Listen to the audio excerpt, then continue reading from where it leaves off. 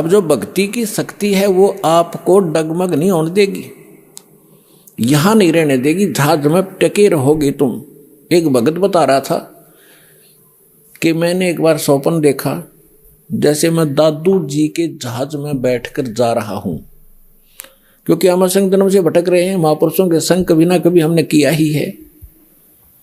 तो मैं जब जहाज हमारी गांव के ऊपर से जाने लगा, जहां मैं खेला कूदा करता था वो जंगल दिखाई दिया जहां मैं घूमा करता था। मैंने ऐसे कहा भाई यहाँ घूमना चाहिए, देख कितना अच्छा जगह, मैं ऐसे घूमा। वो मन में आस्था रह गई, पटक दिया नीचे आकर दही।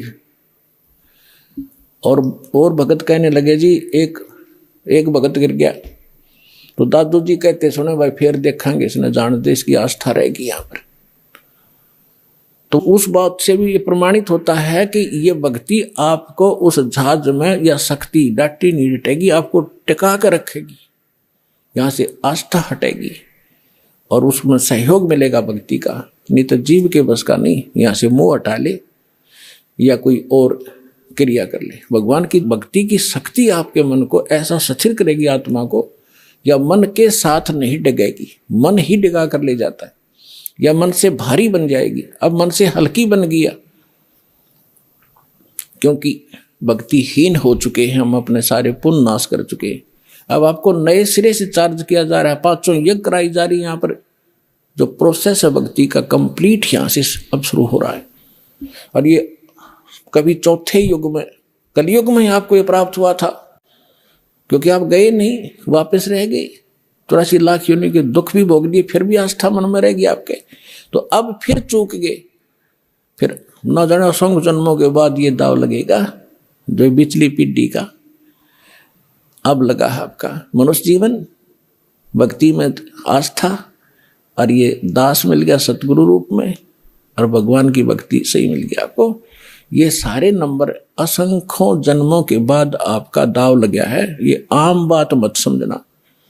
और ये ज्ञान कोई डूम बाट के बताए गीत नहीं है, ये समर्थ का दिया हुआ ज्ञान दास आपको आगे टेलीकास्ट कर रहा हूं, मेरा इसमें कोई रोल नहीं है। एक टेप रिकॉर्डर समझ लो, परमात्मा का ज्ञान एज इट इज महापुरुषों की वाणी रिकॉर्ड की आपको सुना रहा हूं, अपनी तरफ से कुछ नहीं मिला रहा हूं। जैसी बुद्धि दास को परमात्मा ने अपने कुत्ते को दी है, तुम्हारे लिए भौंक रहा हूं और सच्चाई से परिचित करा रहा हूं, और तुम्हारा कल्याण हो जाएगा।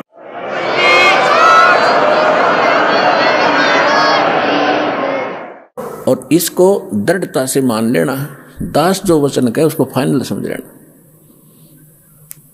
इसमें अग्रम अग्रम नहीं रखना, तभी आप सफल हो पाओगे। क्योंकि इस अग्रम अग्रम यानी शंका के नाश करने के लिए इतने प्रमाण दिए जाते हैं, इतने महापुरुषों के उदाहरण दिए जाते हैं, उनकी गवाही आपके रूबरू की जाती है, क्योंकि हम अज्ञान में सने पड़े हैं और भक्तिहीन हो गए, जल्दी से सेट नहीं हो पाती है भक्ति। तो इसलिए आपको सत्संग में बुलाया जाता है। सत्संग में आने से बहुत से पुण्य आपको प्राप्त होते हैं, आपको पता नहीं। अब माता पिता बच्चों को कभी कोई चीज़ खिलाती है, कभी कोई खिलाती है, कोई विटामिन के खिलाती है, तो क्यों खिलाते हैं? ताकि इसका शरीर स्वस्थ रहे और जल्दी युवा हो। तो ये सब साधन आपको इस आत्मा को दृढ़ करने के लिए, मजबूत बनाने के लिए ये करवाए जा रहे हैं।